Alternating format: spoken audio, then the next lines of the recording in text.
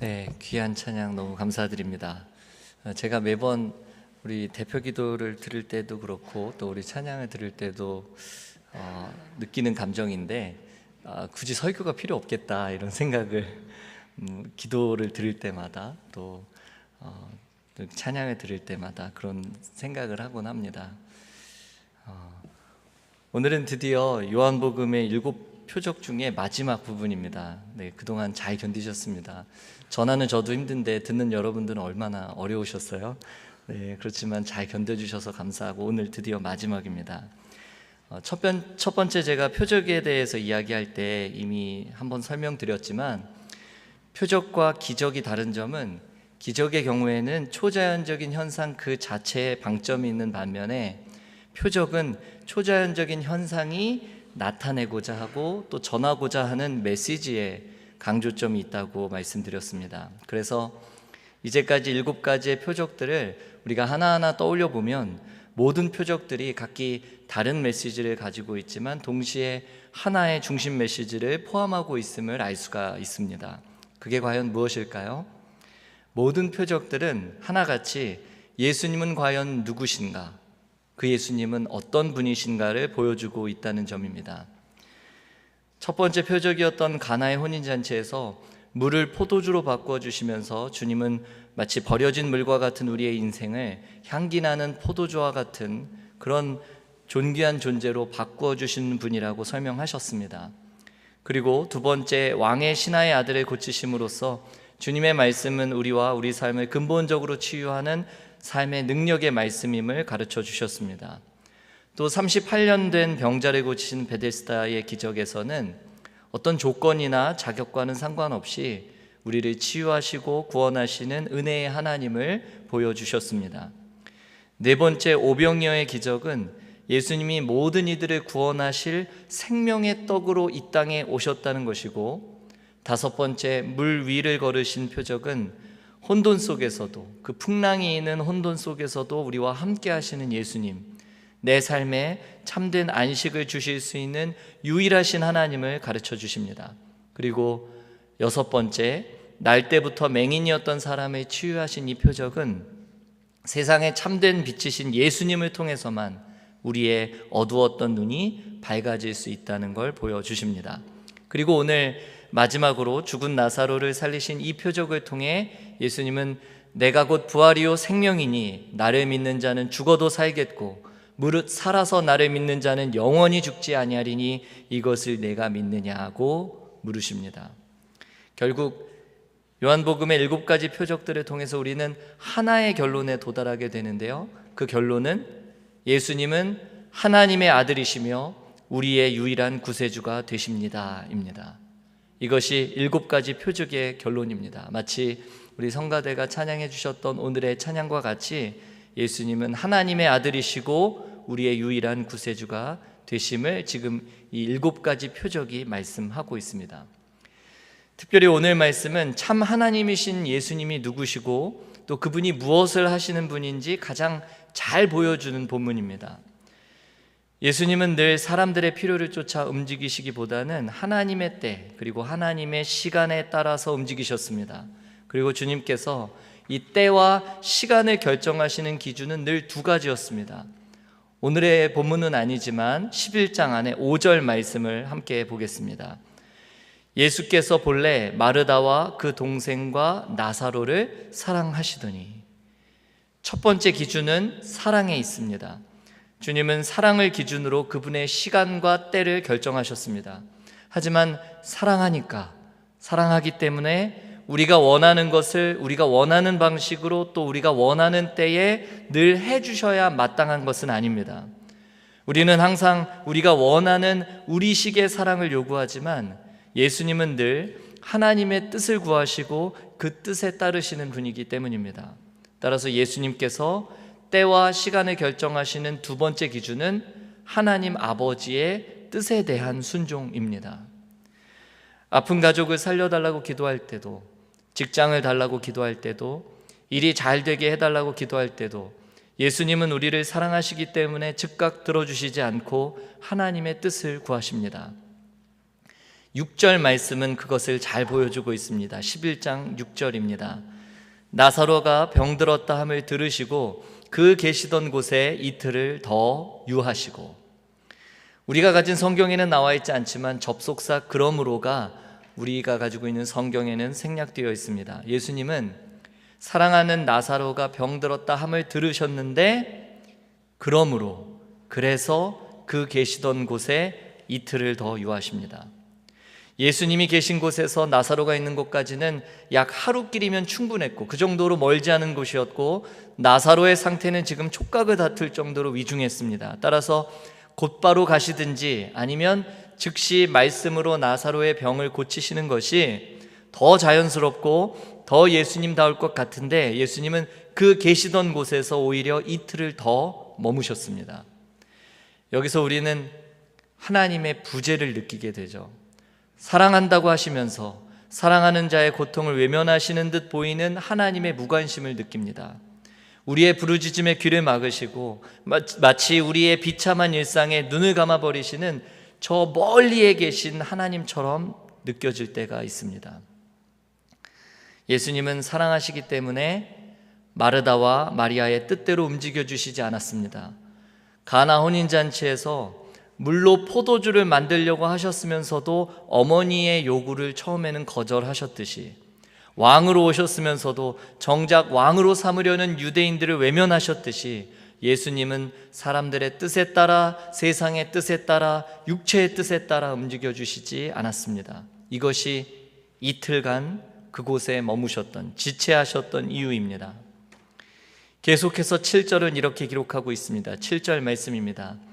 그 후에 제자들에게 이르시되 유대로 다시 가자 하시니. 결국 예수님은 하나님 아버지의 뜻에 따라서 나사로가 있는 베다니로 향하십니다. 그런데 나사로에게 가시면서도 나사로에게 그리고 베다니로 가자 이렇게 말씀하지 않으시고 7절 말씀에서 이상하게도 유대로 가자고 말씀하십니다. 이것은 예수님의 최종 목적지가 이 베다니가 아니라 유대 예루살렘이라는 사실을 알려주시려는 의도적인 기록입니다. 마찬가지로 요한복음 11장 17절과 18절은 이렇게 기록하고 있습니다. 예수께서 와서 보시니 나사로가 무덤에 있은지 이미 나으리라. 베다니는 예루살렘에서 가깝기가 한 오리쯤 되매. 여러분, 성경에는 본래 TMI가 없습니다. Too much information을 담고 있지 않습니다. 즉 불필요한 기록이 없다는 뜻입니다. 우리가 보기에 불필요해 보이는 기록이 있어도 의도가 없이 기록된 부분은 없습니다. 그렇다면 어째서 요한복음의 저자는 예수님께서 이 죽은 나사로를 찾아온 이곳 베다니가 예루살렘에서 약 오리 정도 떨어진 곳이라고 의도적으로 기록하고 있을까요? 왜 예루살렘에서 멀지 않은 곳이라는 이 TMI 같은 그런 이야기를 하고 계실까요? 이 역시 예수님의 최종 목적지는 이 베다니가 아니라 유대 예루살렘이기 때문입니다. 나사로의 죽음과 부활은 예수님의 죽음과 부활의 예고편이고 이제 본편은 곧 예루살렘에서 펼쳐질 것이기 때문입니다. 따라서 지금 이곳 베다니에서 벌어지고 있는 이 사건은 앞으로 예루살렘 골고다 언덕에서 펼쳐질 클라이막스에 대한 예고편임을 우리에게 말씀하고 있는 겁니다. 이 죽은 나사로가 부활하듯 십자가에 달려 돌아가신 예수님은 마침내 죽음을 이기시고 부활하실 것을 이 베다니에서 미리 예고해 주고 계십니다. 그런데 여러분, 예수님께서 이 곡소리로 가득한 이 슬픔의 자리에 찾아오신 때는 이미 무덤에 매장한 지 사흘이 지나고 나흘째가 되는 날이었습니다. 팔레스타인 날씨 때문에 시신이 금방 부패한다는 것을 감안하면 나사로는 사망한 바로 그날 매장되었을 것이고 그렇게 죽은 지도 이미 나흘째가 되었습니다. 그렇다면 예수님은 어째서 사흘이나 지나서 나흘째가 되어서야 오신 걸까요? 당시 유대인들은 사람이 죽으면 영혼이 3일 동안 떠나지 않는다고 믿었습니다. 그리고 사흘 후에 시신의 얼굴색이 변하고 부패하기 시작하면 더 이상 살아날 희망이 없다고, 그러니까 영혼이 몸에서 떠났다고 비로소 생각했습니다. 그렇다면 예수님은 사람들이 희망을 갖고 가장 간절하게 애도하는 그 사흘의 기간이 다 지난 후에야 오셨다는 뜻이 됩니다. 이제 사람의 힘으로는 아무것도 할 수 없다고 생각되는 바로 그때를 맞추어서 오신 것입니다. 이렇듯 우리는 사랑하셨기 때문에 오히려 시간을 지체하신 예수님, 하나님 아버지의 뜻에 순종하셨기 때문에 하나님의 시간에 맞추어 오신 예수님을 이해하기가 참 힘이 듭니다. 나사로가 죽은 지 나흘이 되어서야 찾아오신 예수님이 때론 너무너무 섭섭합니다. 그래서 마르다도 마리아도 예수님께 그 섭섭함을 쏟아냅니다. 21절에 이렇게 기록합니다. 마르다가 예수께 여짜오되 주께서 여기 계셨더라면 내 오라버니가 죽지 아니하였겠나이다. 32절에서 마리아도 똑같이 이야기합니다.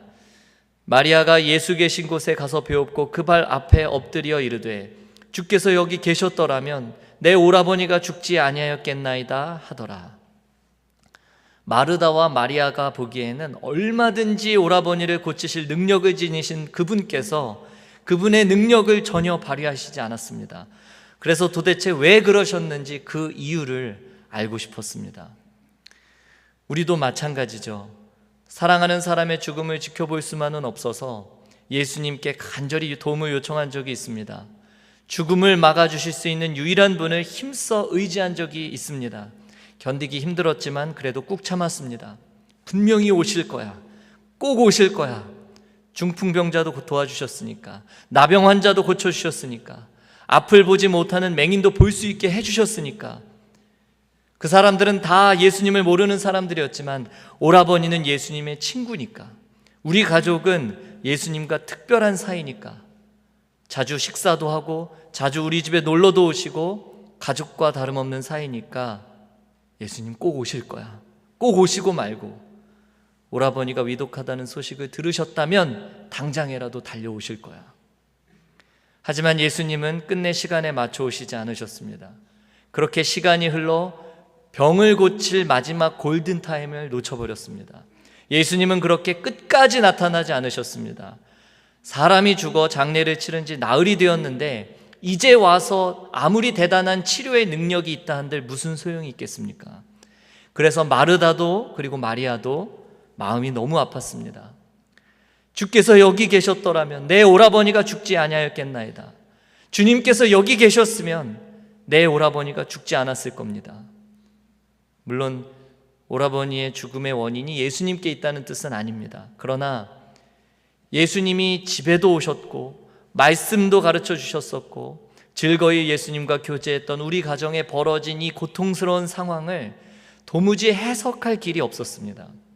예수님의 얼굴을 마주하고 보니 이 슬픔을 어떻게 표현할 길이 없어서 마치 비명을 내지르듯 내뱉은 말이었습니다. 그런데 놀라운 것은 예수님 역시 이들과 동일한 감정으로 심령의 비통이 여기셨고 마르다와 마리아 그리고 죽은 나사로를 불쌍히 여기셨다는 것입니다. 33절 말씀은 이렇게 기록합니다. 예수께서 그가 우는 것과 또 함께 온 유대인들이 우는 것을 보시고 심령의 비통이 여기시고 불쌍히 여기사. 예수님은 이토록 사람들을 아프게 하고 슬프게 하는 죽음을 향해서 분노하셨습니다. 물론 주님은 잠시 뒤에 나사로를 다시 살려내실 테지만 사랑하는 자신의 자녀들, 사랑하는 이들을 이토록 고통스럽게 하는 죽음을 향해서 주님은 치가 떨리도록 분노하셨습니다. 그리고 심지어 35절 말씀에서는 그런 예수님의 심경을 이렇게 표현합니다. 예수께서 눈물을 흘리시더라. 그리고 이런 예수님의 눈물을 지켜본 유대인들은 다음과 같이 생각했습니다. 36절 말씀입니다. 이에 유대인들이 말하되 보라 그를 얼마나 사랑하셨는가 하며. 유대인들은 예수님의 사랑을 자신들의 기준으로 이해했습니다. 그들이 생각하는 사랑은 병든 나사로를 죽지 않게 하시는 것이 사랑이고 고난도 굶주림도 전쟁도 자연재해도 없는 세상을 만드셔야 그래야 하나님이 사랑의 하나님이라고 여겼습니다. 우리도 같은 생각을 하고 있지 않습니까? 사랑의 하나님이시라면 어째서 우리 삶에는 아픔도 죽음도 가난도 질병도 있느냐고 반문할 때가 있습니다. 예수 믿었으니까 적어도 예수 안 믿은 저 사람보다는 잘 살게 해줘야 하지 않느냐고 항변합니다. 그러나 예수님은 유대인들과 우리들의 질문에 답변하는 대신에 나사로를 매장한 이 무덤의 돌을 옮겨 놓으라고 명령하십니다. 그러자 마르다가 손사래를 치며 대답합니다. 예수님, 죽은 지가 나흘이 되었음에 벌써 냄새가 납니다. 이 말이 어떤 의미를 가지고 있을까요? 예수님, 살아있을 때는 그렇게 지체하시더니 죽은 지 나흘이 되어 시신에서 썩은 냄새가 진동하는데 이제 와서 도대체 뭘 하시려는 겁니까? 이 뜻입니다. 예수님의 능력이 뛰어나신 건 알겠지만 죽은 자를 당장 살려내실 수 있는 분으로는 믿지 못했습니다. 그러나 주님은 40절과 같이 말씀하십니다. 예수께서 이르시되 내 말이 네가 믿으면 하나님의 영광을 보리라 하지 아니하였느냐 하시니. 사랑하는 성도 여러분, 하나님의 영광은 오직 하나님의 때와 하나님의 방식에 따를 때 볼 수 있습니다. 왜 그럴까요? 100% 하나님이 하셔야만 하나님의 영광이 드러나는 겁니다.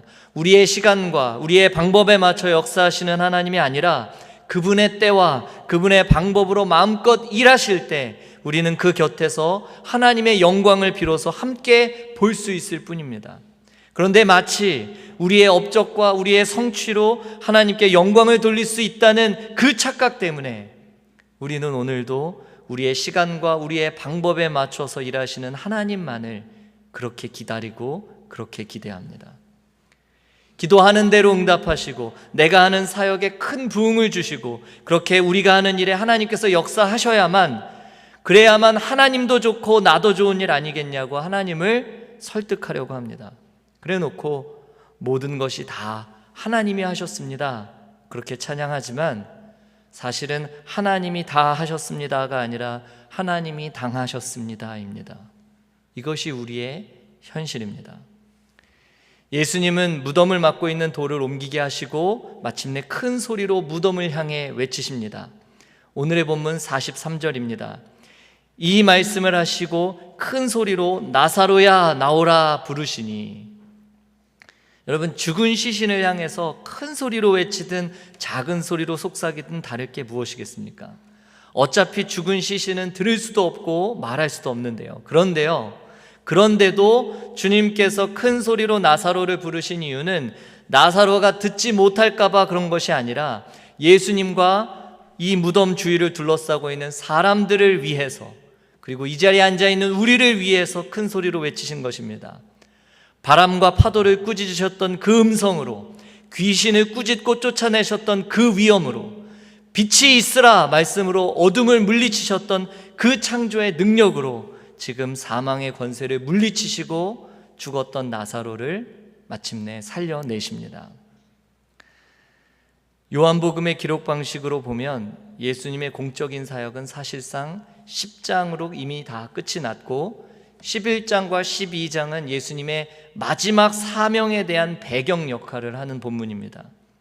예수님의 마지막 사명이란 무엇입니까? 곧 십자가의 죽음을 통해 하나님이 사랑하시는 세상을 살리시고 또 구원하시는 일입니다. 그렇다면 자연스럽게 이 11장과 12장 말씀은 요한복음의 절정으로 향해 나아가기 위한 아주 중요한 하나의 통로라는 것을 알 수가 있습니다. 그리고 그 통로에, 그 11장에 예수님이 나사로를 죽음 가운데서 살리신 이 표적을 기록하고 있는 것입니다. 그리고 이 표적은 요한복음의 마지막 7번째 표적이면서 동시에 이전에 있었던 6가지 표적의 클라이막스에 해당합니다. 왜냐하면 이 표적은 예수님의 십자가와 부활을 미리 보여주고 있기 때문입니다. 성도 여러분, 예수님의 십자가와 부활은 우리 하나님이 어떤 하나님이신지, 그리고 그분이 우리를 구원하시는 방식이 무엇인지를 보여주시기는 동시에 우리 주님은 죽음조차 감당할 수 없는, 죽음조차 감히 가둘 수 없는 전능하신 하나님이심을 보여주는 가장 결정적인 사건입니다. 그런데 십자가와 부활을 예표하는 이 사건, 나사로를 다시 살리신 이 사건 때문에 유대인들과 바리새인들은 오히려 예수님을 죽이기로 결심합니다. 요한복음 11장 53절은 이렇게 기록하고 있습니다. 이 날은 언제를 말합니까? 예수님께서 죽은 나사로를 살리신 이 사건이 있는 이 날부터 그들이 예수를 죽이려고 모의하니라. 만일 예수님이 평범한 선지자였다면 죽일 생각까지는 없었습니다. 병자들을 고치시고 굶주린 사람들을 떡과 물고기로 먹이시는 일 정도였다면 십자가에 못 박아 죽일 생각까지는 하지 않았습니다. 그러나 예수님이 죽음마저도 다스리시는 전능하신 하나님이심을 알게 된 이상 하나님께로부터 보냄받은 분이심을 깨닫는 순간 이들에게는 딱 두 가지 선택밖에는 없습니다. 여러분과 저에게도 이 사실을 알고 우리가 목격했다면 딱 두 가지 선택지가 있는 겁니다. 하나는 자신들의 종교 권력과 기득권을 모두 내려놓고 다른 이들처럼 그분을 주님으로 믿고 따를 것인지, 다른 하나는 반대로 그분을 죽여서라도 자신들의 종교 권력과 기득권을 유지하는 것입니다. 그러나 그들은 다른 사람들과 똑같이 평범해지는 것을 견딜 수 없었습니다. 내가 어떻게 유지해온 권력인데, 내가 어떻게 얻은 특권인데 저런 평범한 범부들처럼 예수님 꽁문이나 쫓아야 한다는 말인가? 그래서 예수님을 따르기보다 그 예수님을 죽이는 쪽을 선택합니다. 유대인들과 바리새인들은 예수님을 몰라서 그분을 십자가에 못 박은 것이 결코 아닙니다. 예수님이 누구신지 너무도 잘 알았기 때문에 살려두어서는 안 된다고 생각했습니다. 예수님이 앞으로 어떤 일을 이 땅 가운데 행하실지 알았기 때문에 가만히 둘 수 없었습니다. 가만히 두었다가는 예수님 때문에 그동안 쌓아올린 자신들만의 왕국, 자신들만의 공든탑이 다 무너지게 생겼습니다. 주님을 자신의 주님으로 인정하기에는 그들이 소유하고 있던 종교 권력과 욕망이 걷잡을 수 없이 너무 컸습니다. 그분을 따르기 위해 포기해야 할 희생이 너무 크다고 느꼈고, 상대적으로 그분을 따르는 것은 그럴 만한 가치가 없다고 여겼습니다. 그래서 나사로의 부활 사건 이후에 유대인들과 바리새인들은 예수님을 죽이기로 결심하면서 다음과 같이 이야기합니다. 11장 50절 말씀입니다. 한 사람이 백성을 위하여 죽어서 온 민족이 망하지 않게 되는 것이 너희에게 유익한 줄을 생각하지 아니하는도다 하였으니, 종교 권력자들은 예수님 때문에 온 민족이 망하게 생겼으니 예수님을 죽여서라도 이스라엘 민족을 지키고 살려내는 것이 옳다고 그럴듯한 명분을 내세워서 주장합니다. 그러나 이 말은 거짓말입니다. 예수님 때문에 망하는 것은 이스라엘 민족이 아니라 종교 권력자들의 기득권과 그들이 만들어 놓은 그들의 세상입니다. 따라서 이들이 예수님을 십자가에 못 박은 이유는 자신들이 세워놓은 세상에 예수님의 존재가 위협이 되었기 때문입니다. 오랜 세월 견고하게 쌓아올린 자신들의 나라를 무너뜨리시고 그 대신 하나님의 나라를 세우시려는 예수님을 도저히 참을 수 없었던 것입니다. 여러분, 유대인들만 이렇게 반응했을까요? 우리도 예수님을 따를 만큼 더 귀한 것이 내게 있다고 여기는 한 우리는 둘 중에 하나의 선택지밖에는 없습니다. 그분을 따르거나 아니면 그분을 십자가에 못 박아 죽이거나. 성도 여러분, 우리 예수님을 죽이겠다는 결심이 어디에서 시작됐습니까? 죽은 나사로를 살리신 사건, 죽음을 이기시고 온 세상을 구원하시겠다는 주님의 선전포고와 같은 기적 직후에 사람들은 오히려 예수님을 죽이겠다고 결심했습니다. 이게 뭘 말씀하고 있습니까? 하나님을 대적하여 높아진 이 세상은, 그리고 나는 죽은 사람이 살아나는 기적을 체험해도 결단코 하나님 앞에 엎드리는 법이 없다는 겁니다. 하나님을 내 인생의 도구와 수단으로 여기고 하나님을 이용해서 쌓아올린 내 세상, 내 나라를 포기하지 않고는 아무리 말씀을 듣고 예배를 드리고 기도와 금식으로 우리 신앙의 삶을 무장해도 결코 주님께 항복할 수 없다는 뜻입니다. 그래서 내 세상, 내 나라만을 위해 부르짖는 철야 기도는 철야 농성이 되고 금식 기도는 단식 투쟁이 될 뿐입니다. 예수님은 무엇이든 다 하실 수 있는 분이시지만 결코 아무 일이나 다 하시지는 않았습니다. 왜냐하면 그분은 두 가지 기준, 첫째 사랑, 그리고 두 번째, 하나님의 뜻에 따라 움직이시는 분이었기 때문입니다. 그리고 오직 그렇게 하시는 이유를 42절 하반부에서는 이렇게 기록하고 있습니다. 곧 아버지께서 나를 보내신 것을 그들로 믿게 하려 함이니이다. 우리는 내 뜻대로, 내 마음대로, 내 시간에 맞추어 일하시지 않는 하나님이 서운하고 섭섭합니다. 그러나 여러분 그거 아십니까? 우리를 사랑하시기 때문에, 그리고 하나님의 뜻에 따라 순종하시는 우리 주님 때문에 우리는 42절 말씀과 같이 아버지께서 예수님을 우리에게 보내셨다는 것을 결국 믿게 되었습니다. 그랬기 때문에 믿게 되었습니다. 기적을 경험했기 때문도 아니고, 내 요구에 즉각적으로 응답하신 하나님 우리가 체험했기 때문도 아니고, 하나님의 때에 하나님의 뜻에 따라 순종하셨던 그 예수님 때문에 우리는 예수님을 알게 됐고, 그분을 믿어 구원받은 백성으로 오늘 이 자리에 있습니다. 여러분, 이곳에 있는 여러분들도 한번 우리의 삶을 돌아보시기 바랍니다. 내가 죽은 사람이 살아나는 그 광경을 목격했기 때문에 오늘 이 자리에 있습니까? 내가 기도했을 때 내 시간과 내 타이밍에 맞춰 오신 그 하나님을 우리가 경험했기 때문에 오늘 이 자리에 있습니까?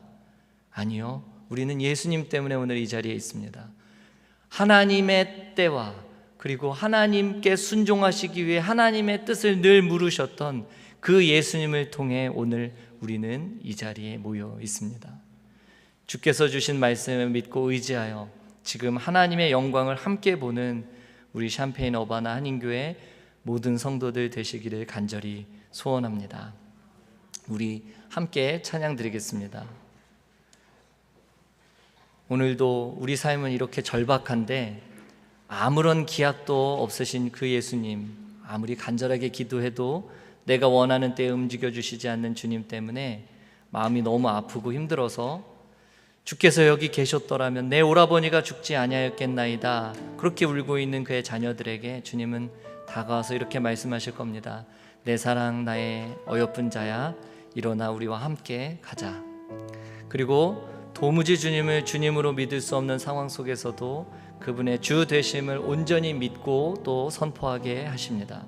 그리고 죽었던 나사로가 수족을 동인 채로 무덤에서 걸어 나오는 그 생명의 부활을 마침내 경험케 하십니다.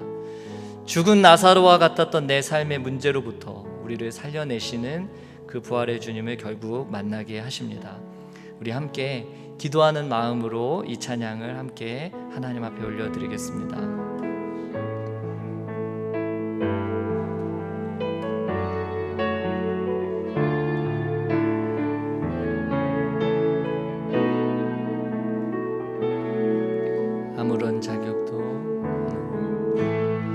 아무런 자격도 없는 나를 위해, 아무런 소망도 없는 나를 위해 사랑한다 사랑한다 사랑한다 말하시네. 이 낮은 날 위해 이제 나는 옛사람 아니요, 이제 나는 옛사람 아니요, 사망에서 건지신 주의 자녀이니 그 한없는 주의 사랑 안에 기쁨으로 걸어가겠네. 우리 다시 한번 고백하겠습니다. 아무런 자격도 없는, 아무런 자격도 없는 나를 위해, 아무런 소망도 없는 나를 위해 사랑한다 사랑한다 사랑한다 말하시네. 이 낮은 날 위에 우리 다시 한번 찬양합시다. 아무런 자격도 없는, 아무런 자격도 없는 나를 위해, 아무런 소망도 없는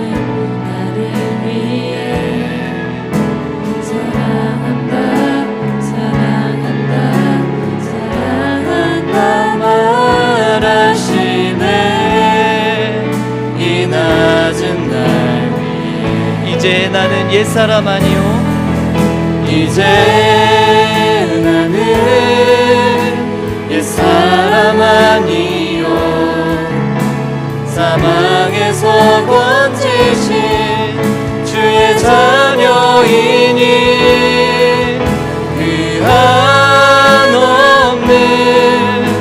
주의 사랑 안에 기쁨으로 걸어가겠네. 이제 나는 옛사람 아니요 이제 나는 옛사람 아니요 사망에서 건지신 주의 자녀이니 그 한없는 주의 사랑 안에 기쁨으로 걸어가겠네. 나의 사랑 나의 사랑 나의 어여쁜 자야 일어나 손을 잡고 함께 가자 사랑한다 사랑한다 사랑한다 말하시네 세상 끝날까지 이제